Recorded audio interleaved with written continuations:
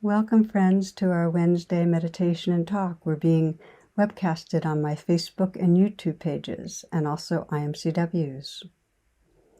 We'll begin with meditation, and you might find yourself a comfortable way of sitting and either close your eyes or let your gaze be downcast, and invite yourself into presence. Invite yourself to be right here, right now.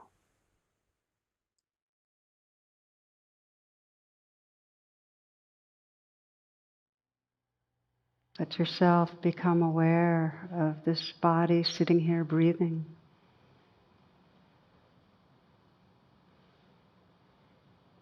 Gently scanning through and sensing where there might be some letting go, where you might release a little tension or tightness.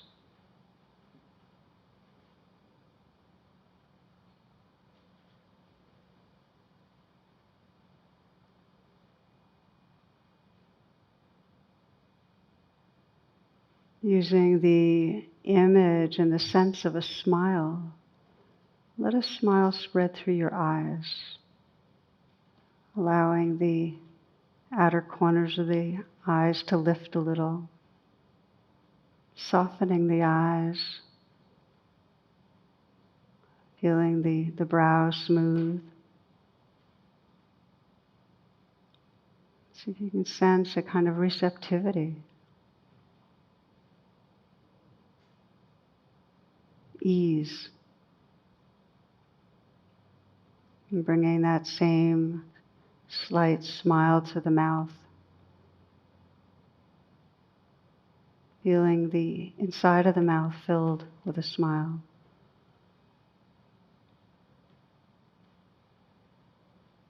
Noticing if it's possible to relax the tongue right down to the root.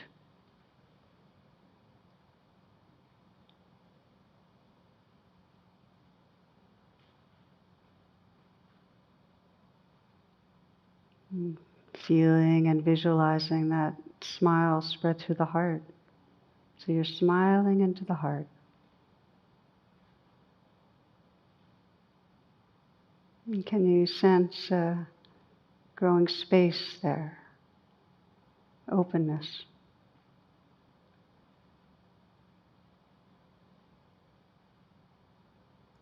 Imagine and feel that openness spreading through the chest, including the shoulders, so you can allow the shoulders to just relax back and down some.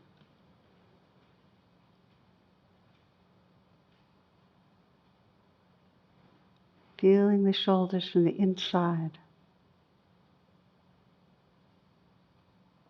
And see if you can notice the movement of energy, of aliveness, of sensation inside the shoulders. The space inside the shoulders.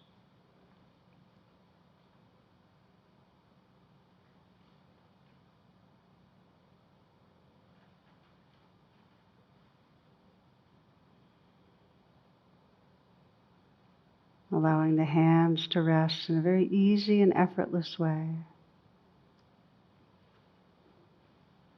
And softening the hands. And softening again. And again. And feeling them from the inside out. Seeing if you can sense the tingling or vibrating that's there.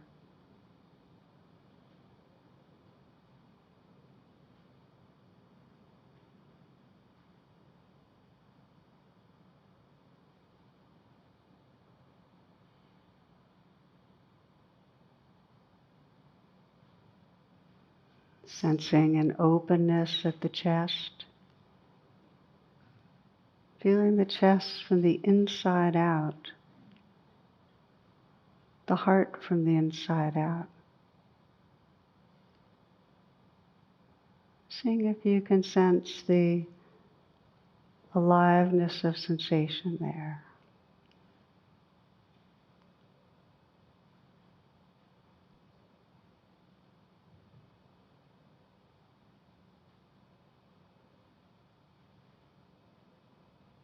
energy, space inside the heart.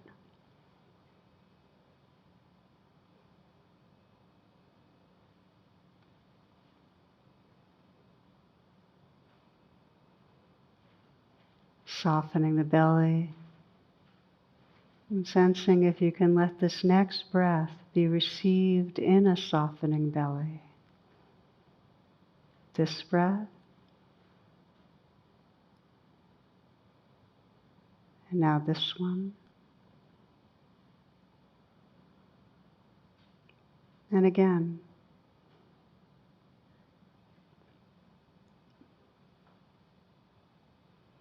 Feeling from the inside out the aliveness and space inside the belly.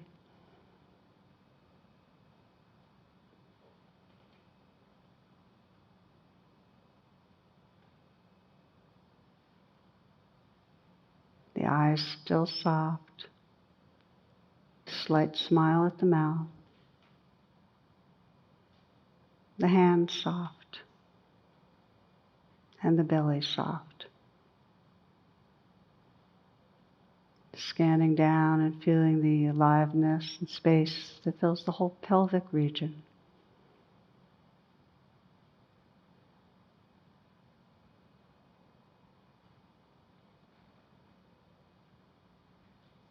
And down through the legs.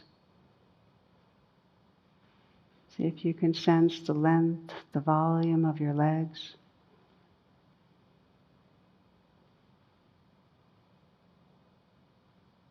Aware of where your feet contact the floor.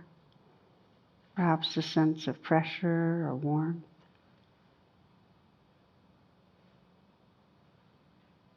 Feeling your feet from the inside out, tingling and vibrating. And feeling your hands from the inside out, the aliveness there.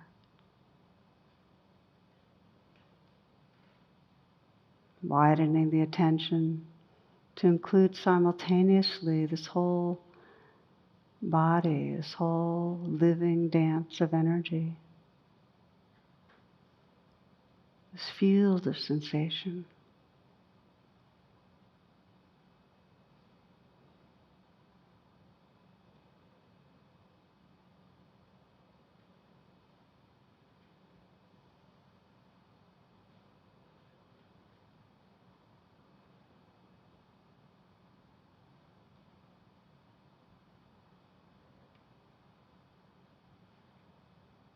Widening still, listening to the sounds that are here.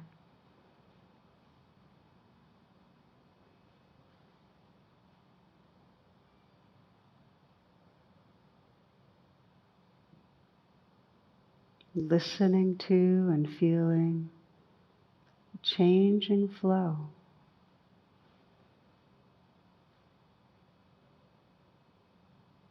Right here. Right in the center of now.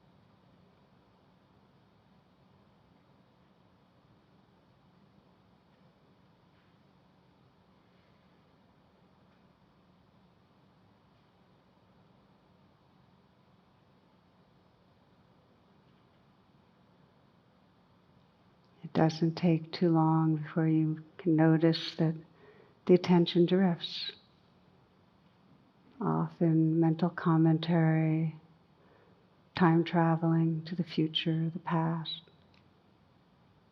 And when you notice, that's an opportunity to practice homecoming, right back to the center of now.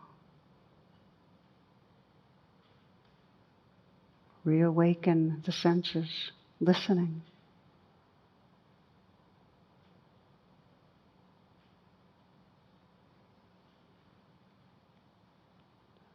Softening again in the body, relaxing the shoulders, the hands. So you're listening to and feeling the flow right here.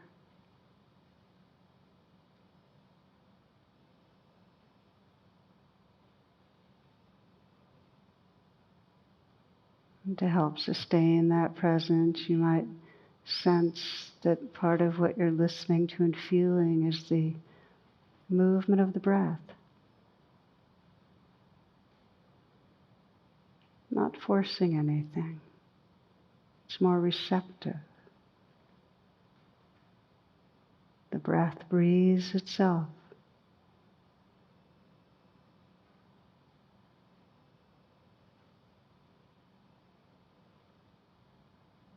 Relaxing with the inflow, relaxing with the outflow.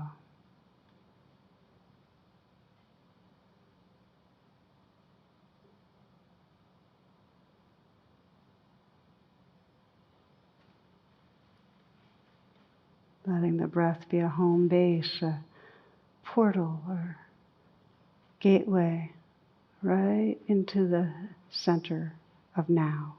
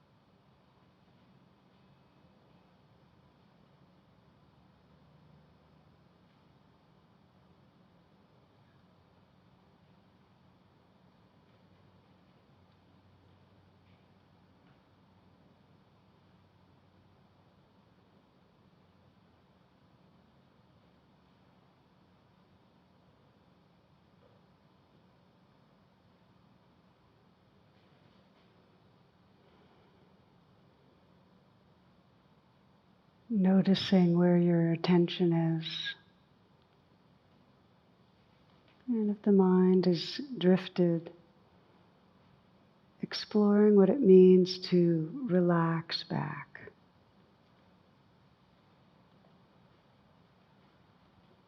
To reopen the attention to hear sounds, listening.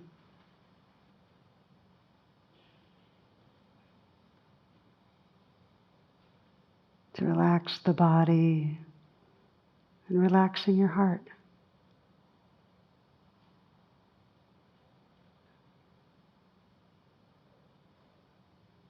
Resting again in the inflow and outflow of the breath.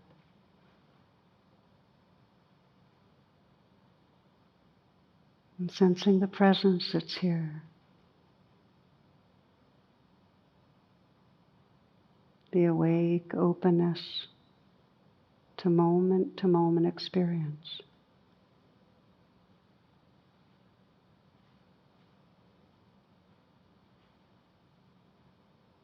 resting in the center of now.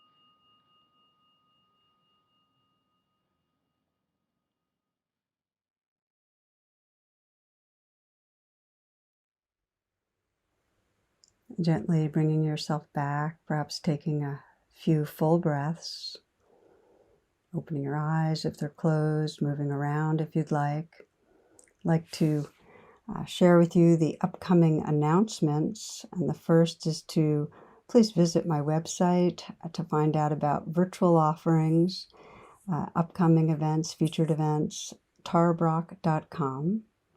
Also, please check out IMCW.org for our live stream offerings made available by local DC teachers. And then the affinity sanghas that are coming up this week are for women, LGBTQIA+, people with disabilities and deaf people, living mindfully with illness together, and the LGBTQIA+ SIT. Each week, we have a mindful dialogue after this talk. So I want to encourage you to join with others, meet those in the community. The call-in information is tarabrach.com/class. Finally, these teachings are offered freely, and your donations really help us. So if you can donate, wonderful. Whatever you are able is very much appreciated. Many people offer $10 each time. Some don't offer anything, some a smaller amount, and others, to help cover for those that can't afford it, offer more. Again, a lot of gratitude for what you can give.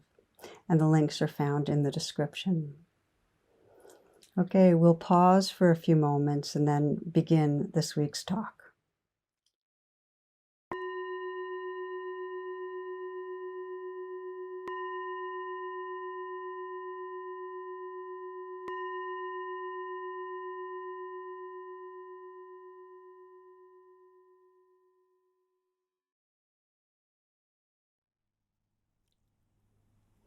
Namaste, friends. Welcome. Before I give a talk, and in this weekly podcast and in many settings, I take some moments of quiet and I reflect on my intention for what's coming. And I thought I'd say it out loud, which is that this reflection serve our hearts, our awakening, and the intention for presence, for open-hearted presence.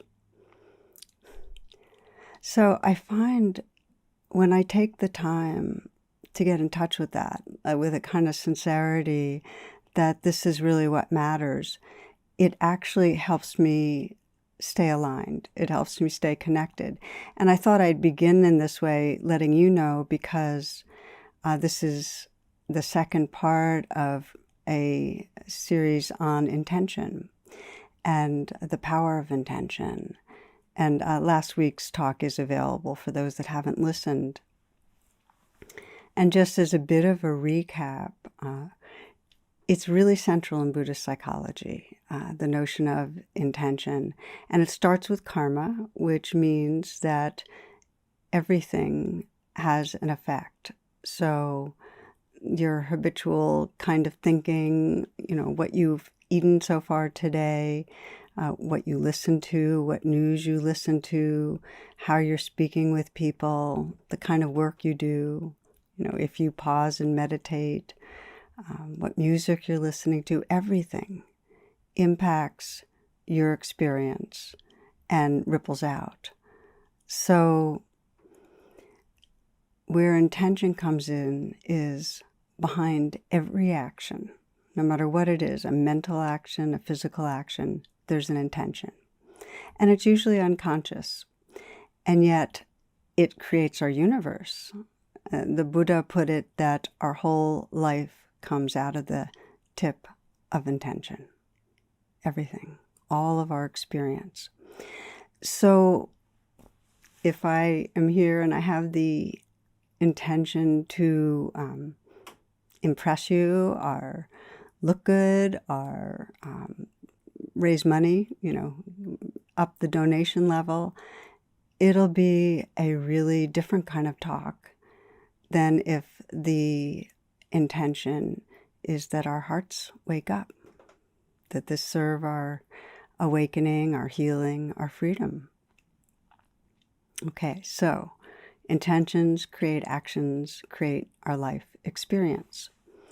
And as we know, there are different kinds of intentions, and I'm kind of grouping them for simplicity into two domains. And one is the intentions that cause suffering, such as if we have an intention to hurt ourselves or someone else. And the other grouping is the intentions that actually serve healing and awakening, such as the intention to express love. So the ones that come from suffering really are coming from a deep and habitual fear and clinging. In other words, when we don't have our basic needs met, our needs for safety, for love, for understanding, we live with a kind of ongoing fear and clinging that gives rise to intentions that actually don't serve us. For example, if someone doesn't feel safe because they've been abused as a young child, and their intention, of course, is to protect themselves, to defend themselves, and then that leads to lying and to avoiding contact or to lashing out. They're suffering because that fear-driven intention to protect becomes habituated, and the behaviors become habituated. So even when there's no impending threat, that same intention to protect and those same actions unfold. Okay, so it becomes our life experience when intentions that cause suffering get habituated. It is very much amplified by the society we live in. So the same fears that get instilled in a child through their, let's say, their immediate family get reinforced. In fact, the family gets the messages from society, gets enforced by the kind of society they're living in. And if it's a society like ours that is full with violence and addictive craving and messaging about what's right and what's wrong, who's superior, who's inferior, it can leave us in the grip of fear. So Butch Hancock, he writes this, he says, "Life in my hometown, rural hometown, taught me two things. One is that God loves you and you're going to burn in hell. The other is that sex is the most awful, filthy thing on earth, and you should save it for someone you love." So we know it. We have actually often mixed, conflicting intentions. In other words, we might be having a conversation and our deep intention is to listen well and to understand and connect, and yet the fear part of ourselves wants to prove our point and to be right and to inflate ourselves, to feel superior. We might want to be facing and healing our insecurity, our relational insecurity. And there's another part of us that wants to drink alcohol to feel more comfortable in a social situation. So we get pulled by the fear intentions and then the deeper intentions for healing. Saw a cartoon, there are two bears in a cave, it's hibernation time, and so one's fast asleep, the other's wide-eyed, completely tense, and the caption says, "Darn it, I know better than to have a cup of coffee after October." So, we can see them competing, this kind of immediate gratification or comfort or protection, from fear, from clinging, and the parts of ourselves, the deep part of us that's intending in the long term, just knowing we want to heal, we want to wake up. So I want to slow down here and kind of ground it in your experience, because if you examine the day, you can start shining a light on unconscious intentions that were fueling your behaviors, your mood, your whole experience. We don't do it that often, but it becomes a very powerful tool of mindfulness to begin to investigate our intentions. So I'd like to invite you to, if you're not already doing so, just to come into stillness, let your attention go inside, take a few full breaths. We're just going to scan a bit through the day, see where you are being guided by deep intention, let's say for love or connection or learning, and where more from the intentions that are rooted in fear or craving. And sometimes it's subtle, and sometimes it's very clear. So I invite you to be curious, to not judge, and to begin by sensing in the last day, or maybe 2 days, the times you've been relating with others. You might pick a few people that you were in conversation with, interacting with, and review what happened a bit.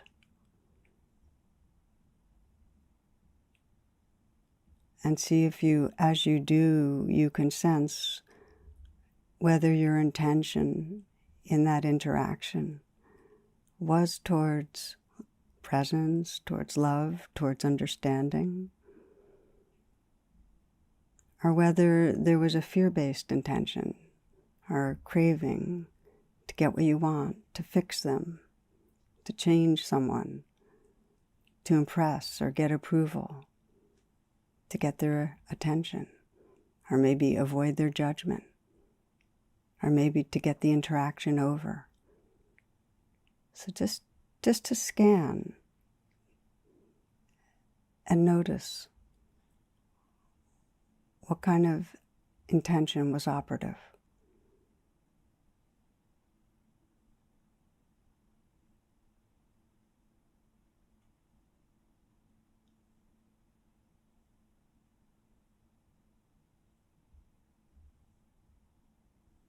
And you might do the same thing in work activity. Just sensing yourself at work, and just notice if your intention was towards presence, wholeheartedly engaging, towards serving, towards creating, learning, or whether the intention was more towards relieving your anxiety by getting more done, impressing others, avoiding mistakes, being enough.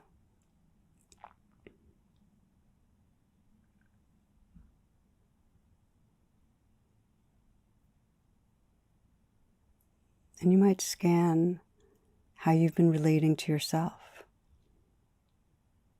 Whether in relating to yourself, your intention's been towards presence, towards care, towards understanding, towards waking up.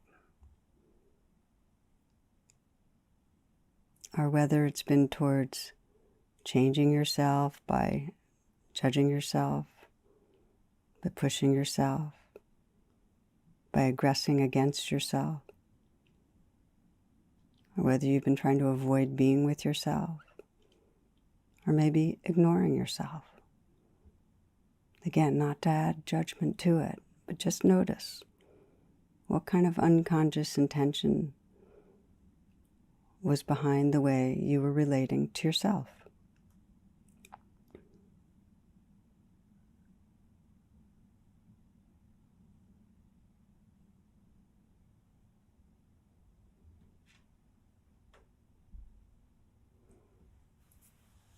And take a few breaths and feel the intention as you move on now, continue to listen, to let this tool of noticing serve you. There's a real power to bringing intention into the light of awareness. It actually gives us choice. It gives us the opportunity to sense, is this really the intention that is an expression of who I am? And awareness itself is the healer. Just noticing will help you come more and more into having intention be a real compass of the heart. Now, there are a number of pathways for recognizing and living from our deepest intention. And last week we explored how in a meditation and coming into presence, we can begin to just ask ourselves what really matters and come into contact with what's really sincere, what really expresses us. And we also began exploring how we can set our intention for the day. And I described me bookending the day, like setting the intention at the beginning and doing this in company with Jonathan, my partner, and at the end checking in and saying, how'd it go? Without judgment. So you can do that kind of a broad setting in the intention for the day. You know, what do you want to keep remembering through the day? It's a beautiful way to, have a meditation at the beginning of the day and just set that intention. And it's powerful. One of my friends and teaching colleagues, Frank Ostaseski, frames intention in a lovely way. His question is, love, what would you have me do today? What would you have me do today? So that's one thing, is broadly setting your intention. But it's also really powerful to set it for particular situations. We tend to forget when we set it broadly more easily. But if you know there's an event that's going to be intimidating, or a conversation that could be challenging, or a conversation that's really special that you imagine you really, really want to show up for, really helpful to set your intention and move through that situation. Imagine it. Neuroscience actually shows us and helps us understand the power of this, because in order to really set an intention for a particular situation, you have to live it through in your mind. And there was a study at Harvard Medical School where they divided participants into two groups. And one group was practicing a simple piano exercise every day, and the other group was instructed just to think about practicing that exercise. And what they found is that both groups showed beneficial structural changes in the same area of the brain in similar degrees. In other words, it created and strengthened neural pathways whether you were actually practicing the piano or imagining practicing the piano. So our brains can be altered just by thinking about something, which is just starts to shine a light on how powerful it is when you set an intention for what's coming, how much that can impact. So, for example, maybe you are going to have a meeting later on in the day, a work meeting, where there's a really good chance that there's going to be some conflict, some tension. And so you walk through it in your mind, and you have the intention yourself to be open-minded, respectful, appreciative, to pause before you say things, and you run through it. It has a very big impact. I know for myself, when I do that, I end up, before I speak, really asking myself, well, what's my intention in speaking? Am I really wanting to serve where we're moving forward? Or am I trying to get my way in some way, or just assert that I'm here? It's really powerful. Or you may have something coming up where you really want to show up for someone. I remember doing this, kind of setting an intention when I was going to be having a conversation later in the day with a friend who had just lost both of her parents in the span of a couple of months. And she was in really deep grief. They had very, very close family.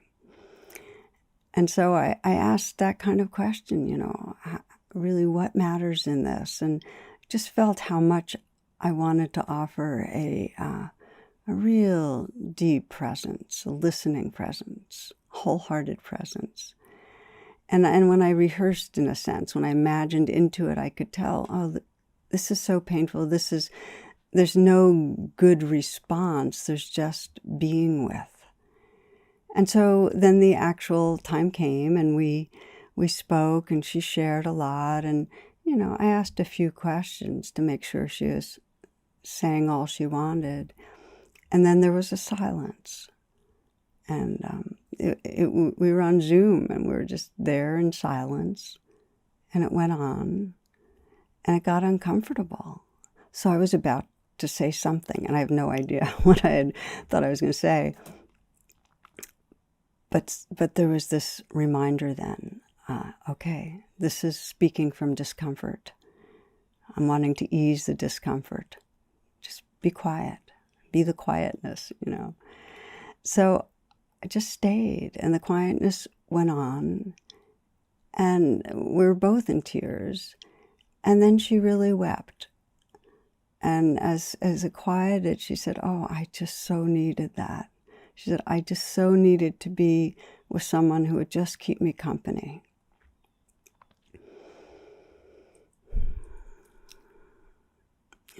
Last week I mentioned that walking in the desert and seeing the spire, and that kind of reminded me of the way back to the retreat center. I was so grateful to have that spire, that reminder, just to stay, be quiet. I found for some situations it really helps to hitch intention to certain flags. In other words, the flag of when you're about to press send on a charged email, to let your intention be to stop and to review and say, does this really resonate with my heart and my wisdom? Or for me, when I'm about to go for a walk, when I walk outside, it's a flag to let the walk be a meditation. I walk regularly, and to really come into my senses. So I right away start listening, and I start feeling as I'm moving my feet on the earth. Or the flag might be a certain person that there's a kind of conflict that keeps on replaying. When it replays, that's your flag to pause and reconnect. Well, what really matters here? Or it might be internal, like when you find yourself obsessing, or specifically caught in judging, resenting, blaming. Okay, pause. What's under this? What's my deep intention?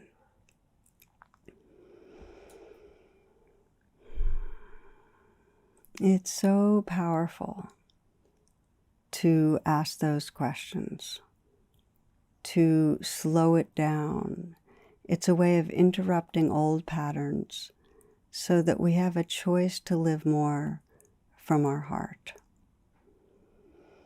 I remember some years ago, I was working with a man who was struggling with his anger, and he was very domineering. He was very domineering with others. He had to have his way. He had to prove he was right. And it was at work, but in his marriage, they were near dissolution. It was really problematic. And we did a lot of inner work, tending to the young, vulnerable part of himself that was underneath that need to keep proving and dominating. And a lot of work with self-compassion, bringing himself a lot of kindness, which helped him get in touch with his deepest intention, was to feel, he wanted to feel seen and loved so he could connect with others, so he could be part, so he could belong. But he needed a way back when he was engaging, a way of interrupting the old behaviors. So he set his intention, whenever he noticed that he was arguing or controlling things. And just to say, the limbic system is so much faster than our frontal cortex. We need a way of interrupting and slowing ourselves down. So that was his practice, especially with his wife. Whenever he felt that tension, and that he was trying to push her around in some way, he would pause, and he had a mantra. It was, "Not my will, my heart's will." That was what he would say to himself. And it helped him. It helped him realign his moments and his behavior with what mattered to him. Okay, so we're talking about getting in touch with our deepest intention, setting our intention and targeting the times of the day that we know it'll make a real difference to remember. And the truth is, whatever we practice gets stronger. So the more we practice that, the more we find that what really matters to our heart seems to be guiding us through our moments, through our day. But I want to now go to what I think of as the primary challenge in accessing our deep intention. And you've probably realized that whenever you're caught in the grip of what we'll call a fear-based intention, the anger that wants to hurt or get back, or the craving that wants to have what you want to have, in those moments, there's very little access to remembering what really matters. Or you might have it as a mental understanding, like, I know this is wrong. I know that this is going to hurt me. I know there's a better way, but it doesn't matter right now, whatever. We're cut off, though, from that integrated brain, that awake heart that really allows us to connect with the purity and power of deep intention. Maybe you remember from last week, I talked a quote from D.H. Lawrence that I really love. He says, it's not what the self wants, it's what the deepest self wants. And it takes some diving. So how do we dive when what the self wants is really charged? And here I'd like to say what I found, there's two related understandings that can help you dive when you're stuck, that can help you reconnect with an awake heart. And the first one is that no matter what you're doing, whether you're hurting yourself, whether you're hurting others, the intention behind it is in some way to serve your survival, your thriving. Whenever you're emotionally stuck, the emotion is trying to help, and it's misguided. It's based on some delusional belief formed early in life, and that we then just builds on itself. So we land up, if only I can get more money or more approval or the right partner, then I'll be happy. Or if I judge myself, then I'll change. Or if I can get rid of this person from my life or put them down or diminish them, it'll all be better. are, if only I can get rid of these feelings right now, then I'll be okay. And then that leads us to more food or more drugs or drinking or whatever. So the intentions are misguided, but deep down, they're trying to serve your life. I think of them as they are life that's loving life, just confused. And, some we can see, and some are just immature. Some of our intentions are, it's like there's just this young person playing out, and it would have been okay at a younger age, but it feels not okay now. I think of a story of a mom who was preparing pancakes for her two sons, a 5-year-old and a 3-year-old. And the boys began to argue over who gets the first pancake. And the mother saw an opportunity for a moral lesson and said, well, if Jesus was sitting here, he'd say, let my brother have the first pancake. I can wait. And so the older one turns to his younger brother and says, Ryan, you can have the first chance at being Jesus. So, of course, when children act from wants and fears, we're more tolerant, and even if it becomes extreme, we have the perspective of, okay, they're having a hard time. There's something in them that needs attention. There's that unmet need going on. And it's still life-loving life, but they need something. But we don't have that with ourselves. When we behave in ways we don't like, we forget that underneath that, it's being driven by an intention that's trying to serve us. It's just misguided. That's the first understanding. The second understanding is that if we then respond by blaming ourselves and shaming ourselves for getting caught, it only deepens the grooves of being stuck. Shame distances you even more from the healing power of your heart's intention. It makes it harder to come home. Recovery starts with love. It starts with forgiveness. If you want to shift from the domination of a fear-based intention, if you want to live from deep intention, we need to relate wisely and kindly with the misguided intent. I was working with one man in his 40s, a meditation student who was doing drugs and hating himself for it. And he went to Narcotics Anonymous, and that was really helpful because for the first time he could really see that the same pain and unmet needs that were driving him were driving everyone. And it really helped. It really helped to see, how much we sometimes say it's not my fear, the fear. And yet he kept breaking his abstinence and hating himself for it. And, he was a meditator and felt like, this is just utterly toxic for my spiritual path. And he just was very blaming and shaming. So we practiced RAIN together, and many of you are familiar with RAIN. RAIN is a blend of mindfulness and self-compassion that you can bring to any stuck place. And the acronym is recognize, allow, investigate, and nurture. And during investigating, he really got in touch with just the vulnerability of the unmet needs, how much as a young child he feared really abandonment, rejection and abandonment, how much that was like deep in his nervous system, and that he couldn't help feeling that as a young child. And he was finally able then in the nurture part to get it and say, it's not my fault.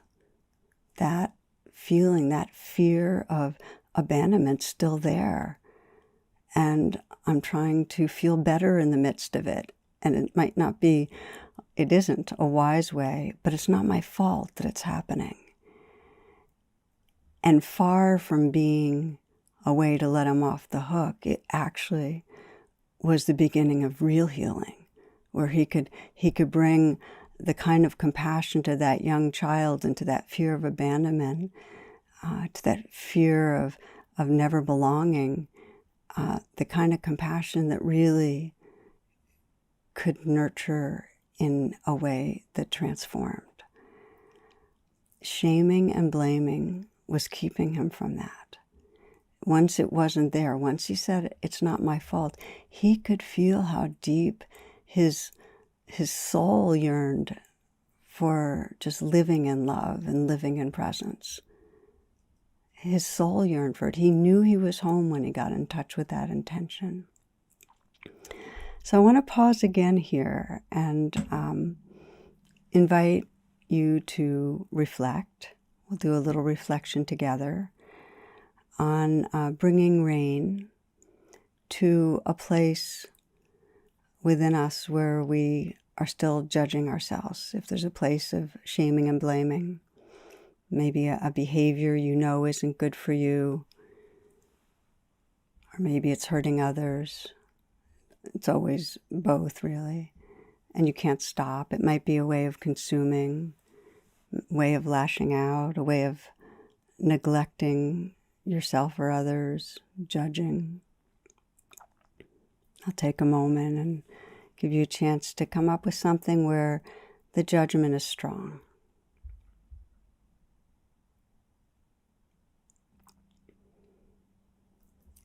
And when you do, just sense the situation and recognize the judgment. Recognize that you're turned on yourself. Just allow all that to be there for now.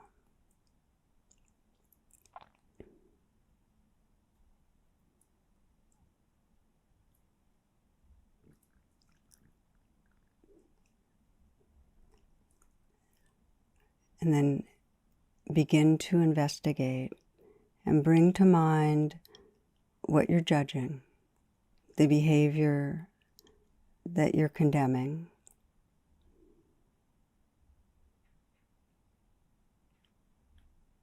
And see if you can feel behind that behavior. What's the intention? What's it trying to do for you? What's it trying to protect you from? Or what is it trying to get for you? Maybe it's trying to protect you from rejection or abandonment or failure. Maybe it's trying to get others to love you. Just sense what it's trying to do. See if you can feel into the deep intention behind it, in some way trying to help you.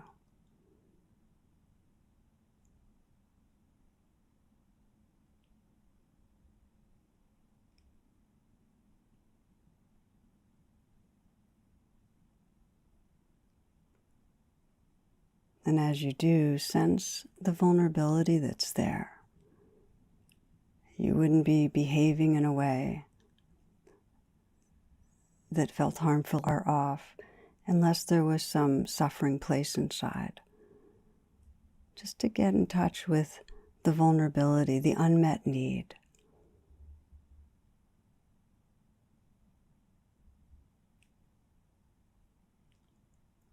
And you might put your hand on your heart and sense what happens when you say, it's not my fault.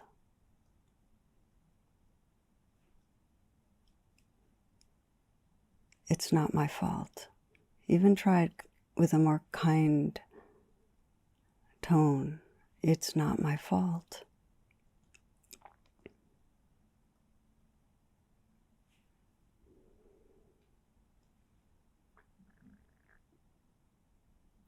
And as you continue, you might offer yourself some message of compassion right to the place that's most vulnerable. What are you wishing for that place?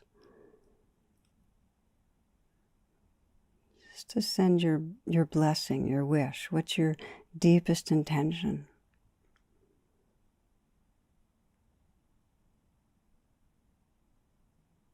What's the healing that you intend?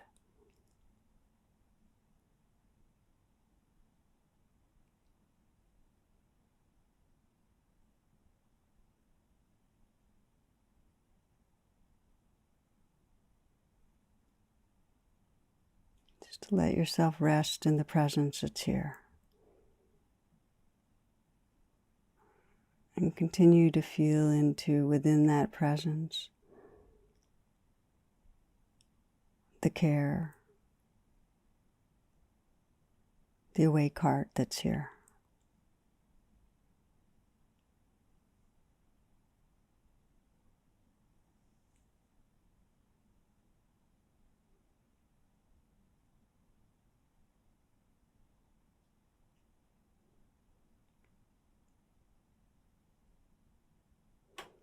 And sense what you want to remember. You'll be in a few moments, we'll be continuing on, but what is it you want to remember? What's the deep intention that you want to remember as you move on?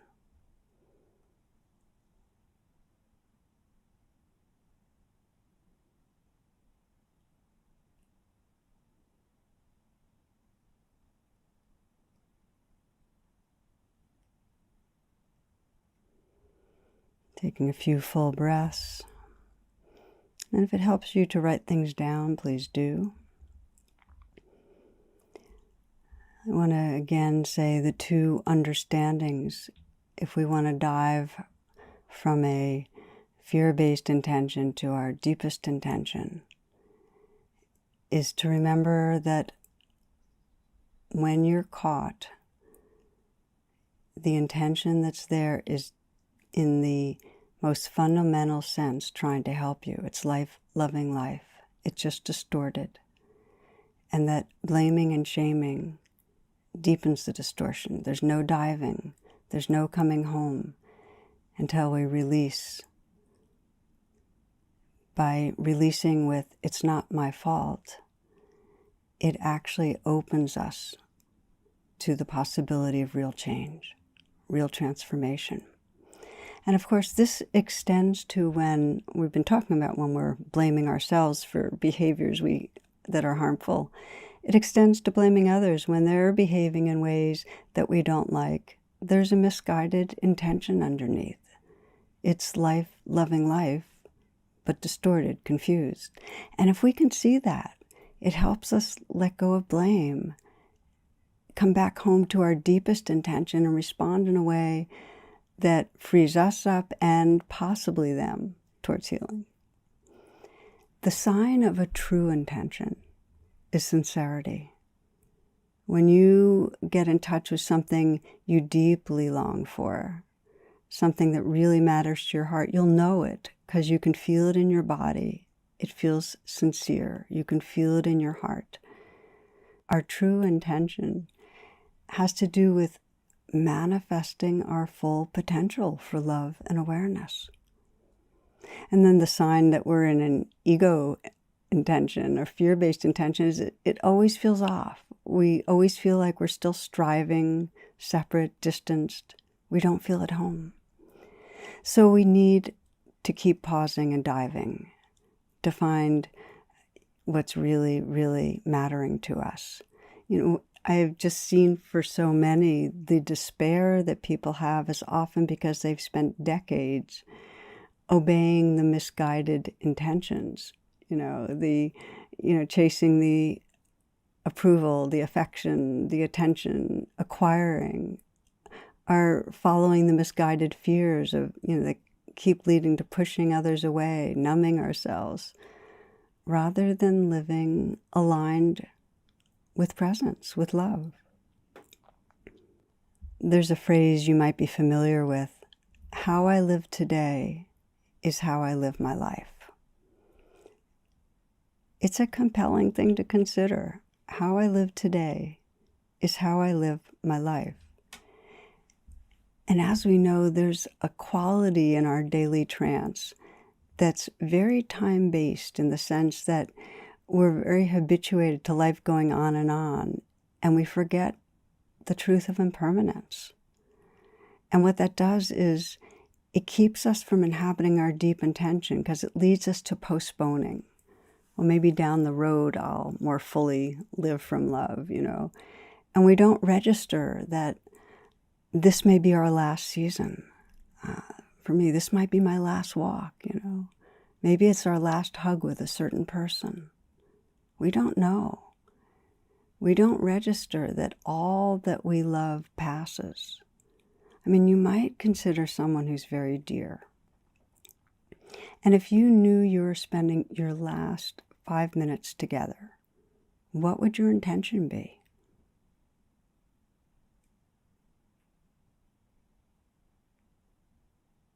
Is it to be fully present, fully loving? I'm imagining so. Or you might imagine someone you love who's already gone, someone you love who's passed away. And if you could have them back for, let's say, 5 minutes, just 5 minutes to have them back, what would your intention be?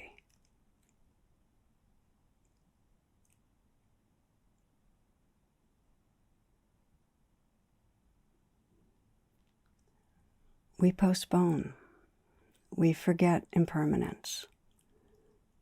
We forget and we don't let people know how much we care. We act as if we have forever. We'll see them again and again. That's why so many truly appreciate the scares that make mortality and what matters more clear, how precious this life is. I read a story I wanted to share. There's some of the particulars have been challenged by scopes, but there's truth in the message, as I think you'll see. And it's about the violinist Ishtar Perlman, who was, most of you know, crippled by polio when he was a young child. So at every performance, he makes a slow entrance on crutches, and he sits down and he unclasps the braces on his knees and then prepares to play. And he did this as usual at a 1995 performance at the Lincoln Center in New York. On this occasion, he had only played the first few bars when one of the strings on his violin broke. And so the whole audience could hear the crack when it snapped. And we're wondering, what's going to happen next? Would he put on his braces and make his way across the stage and get another violin? Would he wait till someone brought him the violin, a new one? So he sat still, closed his eyes, he paused, and then he signaled for the conductor to begin again. And he re-entered the concerto playing with unimaginable power, passion, purity. Some of those watching maybe could see him modulating, changing, reconfiguring the piece in his head, so deep his immersion was in creating. And when he finished, there was an awed silence. And then came the outburst of applause as people rose and cheered from every corner of the hall. And he smiled. He wiped the sweat from his brow and raised his bow to quiet the crowd. And then he spoke. And it wasn't boastful. It was in a quiet, pensive, and kind of reverent tone. He said, sometimes it is the artist's task to find out how much music you can still make with what you have left. Sometimes it's the artist's task to find out how much music you can still make with what you have left.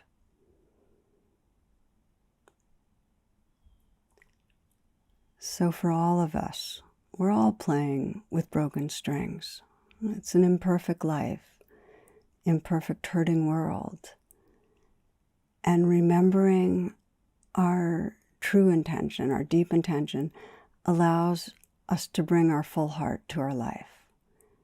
And again, what we practice grows stronger. The more we practice looking towards our deep intention, the more available it is. The poet Hafiz guides us by saying, ask the divine for love and ask again. And then he writes, for I have learned that every heart will get what it prays for most. Every heart will get what it prays for most. I think about, I've been teaching for almost 50 years. And as I've met many people on the path, and when I consider those who've really continued to unfold deepening wisdom and love and a deepening inner freedom over the years, and I realized it has nothing to do really with what particular spiritual path or religious path, Christian, Muslim, Buddhist, Hindu, Jewish, indigenous. Doesn't matter which one. It doesn't matter which meditation practice. The sign that most is in common from all of them is that each, in some way, is very much with that deep, sincere intention to wake up, to love, to wake up to truth, to wake up to full presence.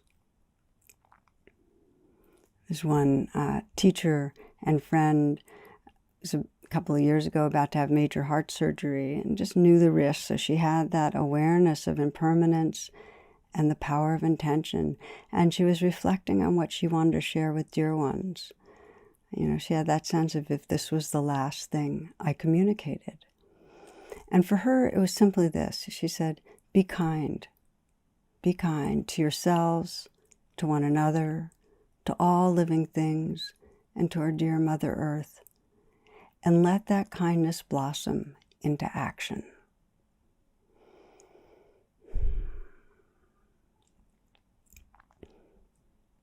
So as a way to close together, you might let your attention go inward and just sense what would be your last message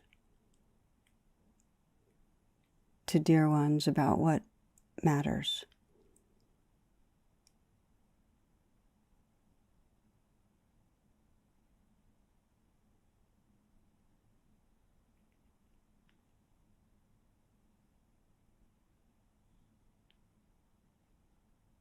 You might sense, if you're at the end of your life, what would be your message to yourself right now about what's most important? What would you want yourself to remember?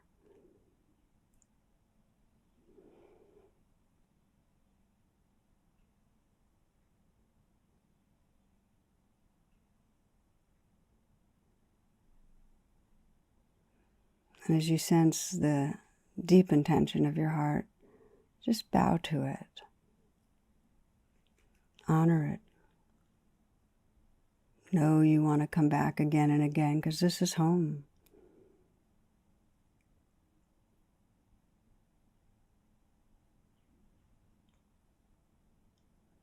And to remember that every heart will get what it prays for most.